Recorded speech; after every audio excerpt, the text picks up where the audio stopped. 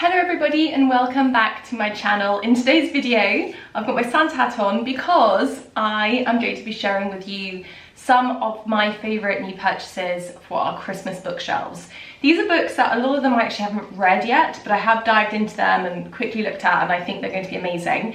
If you want to go back and re-watch the past Christmas book videos, I'll link them all below. I've got plenty to look at. And we are still reading all those books as well, but these ones I've been just taking out here and there as treats for my kids. So I will dive in. I've got some chapter books, I've got picture books, and I've got books which I would consider good gifting books. So, okay, let's jump in. So, the first book that's new to me this year is Christmas in Exeter Street by Diana Hendry and John Lawrence. I have seen this book so many times. I was really wanting to get it for many years, but I've finally given in and purchased it. What I love about this book are the really intricate illustrations that show a family Christmas at this Exeter Street house. And there's apparently just so many people in this house that they all have to sleep in really peculiar locations. And it just has a really fun, festive feel to it, quite old-fashioned, and the story sounds like it's going to be great as well. It says on the back, it's Christmas Eve and the house in Exeter Street is full to bursting. There's a guest in every nook and cranny from top to bottom. There's even a baby sleeping in the kitchen sink. Will Father Christmas be able to find them all? So I'm really looking forward to this book. It's a nice small little picture book, a lovely one for a bedtime read, and yeah, very, very sweet. I almost bought this one last year as well, but I didn't. So I'm excited for my boys to read this one, and it's Robin Robin by Dan Ojari and Mikey Please, and illustrated by the lovely Bryony May Smith, who I think we all love and adore. And this, if you have not seen already, is actually also been made into a Netflix film, which is fantastic. And it's the story of this little Robin who is reared by a family of mice, and he thinks that he's a mouse, and he's just the cutest little thing ever. And the mice take him into the house to steal some food, but of course he's a bird, and it's all about him learning his identity and sort of finding his place among his family. And it is a very charming, sweet story, and the Netflix movie is great. The cat in the Netflix movie is a little scary, I have to say, but my youngest son is quite sensitive and he didn't have a problem with it, but just to warn you. Okay, so this is a book I have not read, but I was pulled in by the illustrations, and it is Mouse's Night Before Christmas by Tracy Corduroy and Sarah Mussini. And this one I just thought looked really, really sweet. It's another little short picture book about a mouse that helps Santa deliver all the presents on Christmas night. And I just thought the illustrations were really lovely. The story is quite lightweight and sweet, from what I've gathered. I've read a few pages of this. And yeah, I just thought this would make a great little Christmas read, and I think I actually got the second hand for about £2, so I'm excited to share that with my boys. Next up is a really fun book. This is One Christmas in Our Building, a Very Merry Mystery, and this is by Joanna Lindemann and Andrea Steigmeyer. And this is a story about a family. Let me open it up. It's got lovely stars on the inside as well, very, very pretty. And it's about a family who live in this building, and here's the little girl who's a sort of main character. And her parents buy a turkey, but they leave it outside their door and it actually gets stolen. And the big mystery is who has stolen this turkey, and they go all around the different rooms, not different rooms, the different flats in this apartment building to find out who has stolen the turkey. And in the end, it brings everyone together to have a beautiful community Christmas all together. And I read this a couple of months ago. I was actually sent this by Florist Books, and I really, really enjoyed this. It was really fun, very endearing and sweet. So if you like that book and movie, A Snowy Day, I think you'd really, really like this. And I just think it's very heartwarming and also funny, and illustrations are stunning, so I really like that one. Moving on to, I think this is a new release this year, and this is What the Ladybird Heard at Christmas by the one and only Julia Donaldson, illustrated by Lydia Monks. There are loads of these books in the Ladybird Heard range, and I think we may have had one or two in the past, but when I saw this I thought actually I'm going to get this because the illustrations are really bright and engaging, which I thought my autistic son would particularly enjoy. And it's the story of these two baddies, and my youngest is obsessed with baddies, who decide to rob this Christmassy house and steal all the presents. And the animals and the ladybird all get together to save the day. And this just hits on so many themes that my children really enjoy. There's even a ghost in it, and my kids love Halloween, so I think this is going to go down really well. I really like how approachable the prices on these books as well. You can pick up a copy for nothing basically, and it was like £4, which is just ridiculously cheap for a book. So really accessible price, colourful, bright, and is going to sort of appeal to so many different types of children. So I think this is going to be a lovely one that my husband will really like to read. Next up is a book I almost didn't pick up actually, because at first glance I didn't think this would be something that would appeal to me, but actually I think it's really great. It's Santa's Marvellous Mechanical Workshop. And when I first read the title, I was like, well, that's just not my thing at all. But my youngest son loves engineering, and he's a really wonderful constructor of all things. And I thought actually this would really appeal to him. And once I've read it, I think it's a really sweet book, and actually the illustrations are really lovely in it. And it's the story of this little girl, and she loves to construct things and make fantastic designs.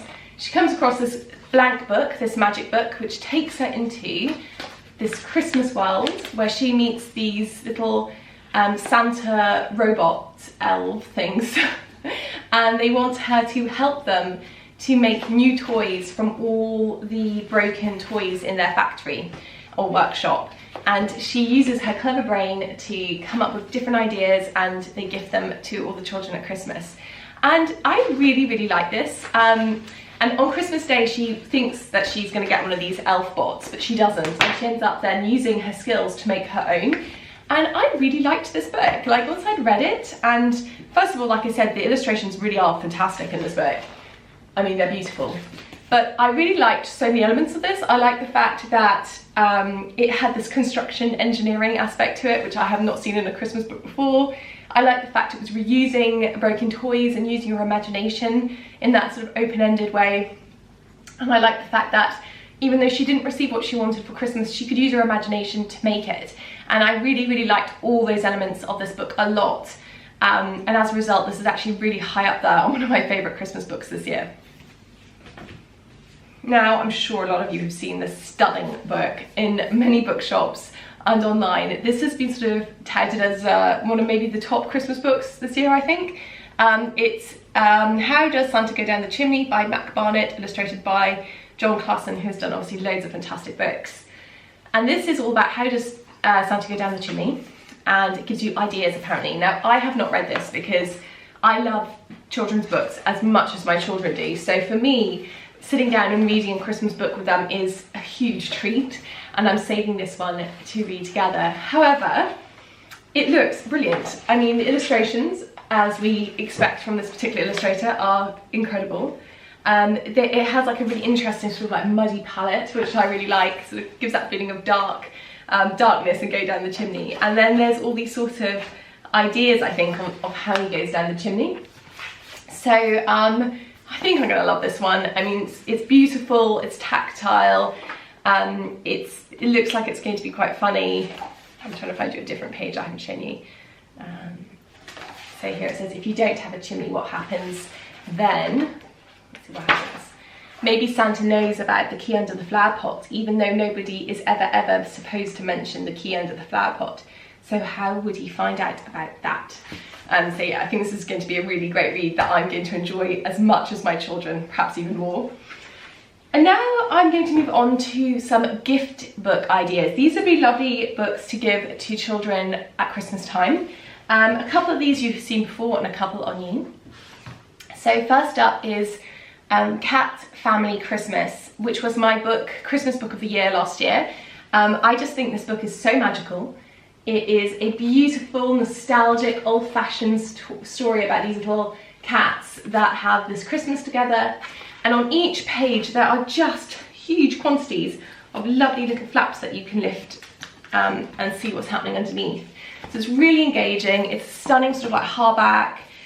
It is really just a stunning thing. A great gift for all children of multiple ages, really. I mean, you could give this to quite young children, but also maybe up to about 8, 10, I don't know. The thing is, I don't have a 10-year-old, so I don't know what 10-year-olds like, but I know my 4- and 6-year-old and almost 7-year-old would love this, so a great gift. This one I'm very excited about, and I've only just taken the wrapping off this, but it is Paddington's Christmas Post. Now, obviously, this is a take on the classic, the Jolly Christmas Postman, the Jolly Postman, I think, where they have all these beautiful envelopes that you can open up. And that book, which I'll link below, is a great gift. It's a classic, it's stunning, there's little puzzles in it. Now, this one is the same kind of idea, except it's all themed around Paddington, who we all know and love. So we have things like an advent calendar in here. We obviously have the story of Paddington with these illustrations by R.W. Alche. Yep. And let me see what else. There's another envelope to Aunt Lucy. We'll see what's inside. A card. And obviously there's just lots of lovely things to look at and beautiful illustrations and all these different envelopes with things in them. And yeah, it looks like there's cards, there's a letter, there's a little advent calendar, and there's a teddy bear decoration, I think, judging by the back. So this would make a wonderful gift as well, a special book that you could read on Christmas Eve, perhaps. Another great book for Christmas presents, and does have a slight Christmas element inside, is Bearwoods, Grand Old Oak and the Birthday Ball. If you haven't seen these before, these are like the most beautifulest search and find books ever. There's the Christmas page there. And in each page there is a woodland scene with these beautiful little woodland creatures, and it gives you ideas of things to spot and find. And it's just so fun to do with your kids. And you can do a couple of pages a night or read the whole thing, and it is absolutely glorious. So a lovely book, and like I said, there is a couple of Christmassy pages in there, so it's a nice one to pick out again at Christmas if you already have it. And this book I absolutely love. I do love this You Choose series. It's really fun. So this is You Choose Christmas by Nick Sharratt and Pippa Goodhart. Whenever I look at these illustrations, I just think of those Jacqueline Wilson books that were sort of out in the 90s and the noughties. And this book is so fun for kids. It has on every page something to choose. So this is like an advent calendar, and it's asking you to choose activities. There's like a Christmas market with tons and tons of detail. There's Christmas jumpers. I'm skipping loads of pages. There's absolutely tons. The big Christmas house, Christmas cards, a Christmas feast, and it goes on and on and on. It's got this great shiny cover, sort of glitter effect on it. This is just a brilliant book. And there's also You Choose Fairy Tales, You Choose in Space, the original You Choose, and You Choose Your Dreams. Both my kids adore this. That is the kind of book I would have been obsessed with as a child. And while I'm at a stage in my life where like super bright illustrations don't tick my box, I'm fully aware that that is like child catnip. And I do think this would be an incredible gift if you're going and spending Christmas with your family and there's little kids around. I mean, this would go down such a treat. Okay, so I'm on the home stretch now, and I've got my chapter books to show you. So I'm going to show you one I'm very excited about, and this is a new release this year. It is The Nutcracker and the Mouse King's Christmas Shenanigans by Alex T. Smith. Now, Alex T. Smith has also written I'm going to forget it, the little mouse that goes, what is his name? Maybe it says on the inside cover. Let me see. Yes, Winston, How Winston Came Home for Christmas. He's also written The Grumpus, which we haven't read, and he's also written How Winston Delivered Christmas. And last year we read How Winston Delivered Christmas, and I loved it. I really loved it. It was brilliant. And what I loved about it was that it was divided into 24 chapters. You could read a chapter a night, the illustrations were great, and there was also loads of ideas for Christmas activities, and it just was fantastic. So if you haven't read those, I do recommend them. This is the new release, and Again, it's very similar. It doesn't have activities, but has the chapters divided up. And actually I would almost go as far as saying there's more text in this book and less illustrations. So you can kind of see here, there's illustration at the start of each chapter. And then, oh, there's 2 illustrations on that one. But it's not as illustration heavy as the Winston books, which makes me think this book is aimed at slightly older children. So this obviously would be a great book for children of slightly older age to read themselves. But if you are at the chapter book stage with your kids, this would be a great addition for your Christmas bookshelves, as would the Winston books by the same author, Alex T. Smith. I have high hopes for this one. On the back it says, "Once upon a Christmas time, in a land far away, in a kingdom made from candy, in a palace built from sweets, on a balcony beneath a large marshmallow clock decorated with ice gems, the air was fizzing with magic." I just cannot wait to read this. I think it just sounds incredible. It sounds so magical, and it sounds like it's gonna be a great adventure. So a beautiful book, and I just love all his books. So high hopes for that one. So another new one for us this year is Otto and the Secret Light of Christmas by Nora Sorojenjin and Perko Lisa Sorojenjin. No, I've definitely got that wrong, sorry. But I think that those are Finnish names, so apologies, I just cannot say them. But this book is similar to this book in that it has a chapter a day for Christmas. And this one is all about Otto, an adventurous elf who finds a postcard showing pictures of beautiful sparkling lights in the night sky, so the aurora borealis. I'm not doing very good at pronouncing things today. With the words "the light of Christmas." Otto decides he must see this brightness himself, and so he begins an amazing journey towards Lapland and the secret light of Christmas. And this is a mother-daughter team who have written and illustrated this, which I love. And I have actually read a couple of chapters of this, but a couple of months ago now when I received it, and I really liked it. There's a big scary monster in that one. And there's chapters like, let's see what one of these chapters is called. That's a gorgeous picture.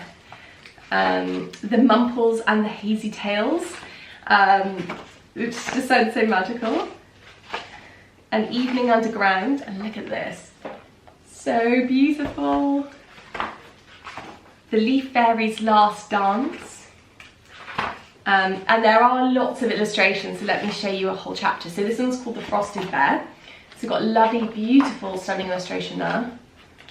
On the next page we have another illustration. Another illustration. And then we're on to another chapter. So this one, again, similar to the Nutcracker book, but a little bit more illustrations in it, more similar to the Winston books from this author. The same kind of proportion of illustrations are in the Winston books. And what I love about this is all the rich folklore of Finland in it, and just it sounds so magical. And actually it's not overtly Christmassy. Obviously it's wintry, it is about the Christmas lights in the sky, but it's more of a natural Christmas and all this rich folklore and fairy tales, meaning this actually would be a good book to start after Christmas as well. So just because it has Christmas in the title, it's not all about Santa coming down the chimney with presents. It just has that amazing, like, magical, cold, wintry feel that would make it a great book to read throughout the winter season, which is when I think we're going to dive into this one. I think I'll probably start that just after Christmas to keep the Christmas theme going, because I sometimes find it's a little bit like an anticlimax. Like after Christmas, we kind of need all the Christmassy atmosphere to keep us going in this like dark time, and then literally just as it gets the coldest and darkest, all the Christmas lights like gone, the Christmas tree's gone. And I try and keep my Christmas tree up until Candlemas, which is the 2nd of February, and I also keep our Christmas books out for as long as possible. I might take some of the very overtly Santa ones away, but ones like this definitely are worth reading after Christmas, and it's actually nice for children to have a little bit of that continuity, so it's not just like completely gone on Christmas Day or Boxing Day. And I do think that's quite a nice thing to think about as a parent. So I've got 3 books left, but they are pretty great books. So let's jump into them. This one I may have shown last year, but I couldn't remember, so I'm going to show it again. This is Father Christmas by Raymond Briggs, and I have included this in the chapter book section because this is a great book for slightly older children. It's a comic style book with the most fantastic illustrations by Raymond Briggs. There's no words in it particularly. I mean, there are a couple of speech bubbles of Santa saying things like blooming soot or blooming chimneys, but overall it is just like a wordless comic book, which makes this the perfect addition to everybody's stocking at Christmas time. I mean, this would work great for grandparents, parents, friends. It's really funny. Santa is really grumpy and he's also so endearing. So this person who wrote Father Christmas, and also on a side note, how deliciously sweet is this little edition in green with the embossed gold writing. It's just like, I just love this. I love the size of it. It's just magical. I love it. But this author also wrote The Snowman, so you can pick up the same kind of size and everything in The Snowman. And these are great for all ages, so I wanted to include them in the chapter book section in case you have an older child and you're looking for book ideas. This is a great book that they can read themselves. So I've got 2 left. Now, I'm afraid to say I have not read the one I'm about to show you, so I don't know much about it, but I will share it anyway. And it is Jim's Spectacular Christmas by Emma Thompson and Axel Scheffler. Now, obviously that's a magical combination. Emma Thompson is the actress, but also I think she's a producer and things like that as well, screenwriter. And Axel Scheffler is the illustrator of the Gruffalo, etc. Now, this is the story of Jim the dog. It says here, it's also about the museum where he lived, and it's about the very first Christmas card and Queen Victoria and spectacles, or to be precise, a speck. But mostly it's a story of Jim. And I just think this sounds like it's going to be very good. We have illustrations through the book, so that's the first page there, second page. So there is something to really look at on each chapter. Great illustrations. And I'm getting the impression that Jim is the museum dog, and obviously he's going to experience a few sort of Christmassy adventures in his story. And I thought this was worth including because it's a great book for slightly older children to read themselves, and loads of really engaging, interesting pictures. But also it's a great one for slightly younger kids if they're at that chapter book stage, but also like to look at pictures. We have Queen Victoria in here. So I will read this and I will let you know my thoughts on it, but I have a feeling it's going to be pretty good. And then one I know is going to be amazing for sure is, lo and behold, Mouse and Mole. And this is by Joyce Dunbar and James Mayhew. And this is 2 Christmas stories featuring the lovely Mouse and Mole, who I have shown books from their collections before. And this one has just got lovely pictures, and there's 2 stories. There's Lo and Behold and A Bump in the Night. So each page contains lots of little things to look at. The illustrations are really lovely. If you like Brambley Hedge, you will love this. It's like Brambley Hedge but for slightly older kids, I think. Really sweet. This one's all about snowman, or snow mouse, should I say. And then, hold on, I'm trying to find you like lots of little pictures to see. So it's just absolutely magical. So I'm very, very excited about this one. It says on the back, Christmas is coming, but not soon enough for Mole. When Mouse gets ready for the great day, Mole thinks opening windows on an advent calendar will speed things up. But will his cunning plan work?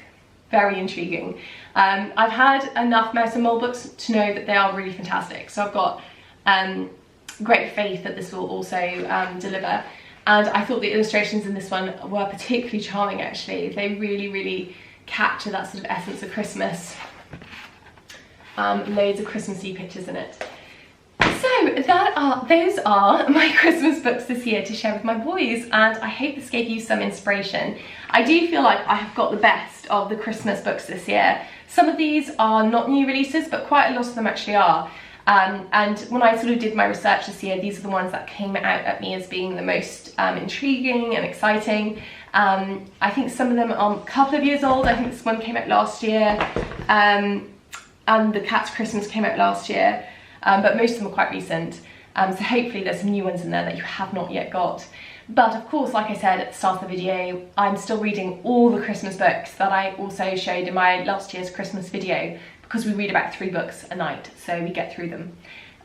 So yeah, I hope you have a beautiful Christmas. I am going to try and record a general Christmas video just about some of the things that I've been doing, decorating, our advent calendar.